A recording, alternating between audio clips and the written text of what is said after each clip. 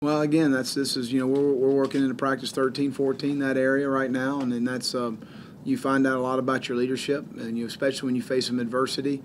We put them in some adverse situations all on both sides of the ball yesterday, so.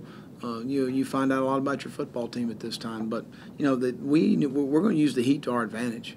I mean, we ought to be used to playing in the heat. We ought to be used to playing when it's hot. We started camp. We worked early in the morning. We worked late at night to avoid some of those. Now it's time to shore up and get ready for that, and that we're going to use that to our advantage. But David Lerner and just his situation right now, having to go back and forth between the hospital. I mean, how's that been for him? Well, really, David has not been really back and forth as much as it might seem.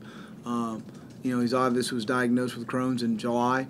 His body is taken to the medication. There's been a couple days where he hasn't felt well, and I've just told him to, just take it to the house and just go and get some rest. But really has punted well. He's in high competition right now to beat our starting punter. He and Kyle both. And David has had a great camp. But this is something that he will battle and be fine. David's an outstanding young man, and in my short time getting to know him, it's unfortunate, but he's a guy that he'll handle this situation. Tough times don't last, tough people do, and he's a tough young man.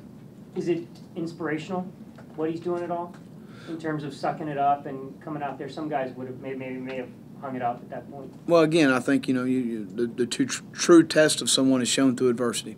And he's going through a tough time, and he has not complained or anything. He's never asked to leave the field. I've told him to leave the field a couple times. I just said, "You don't look good. Let's go."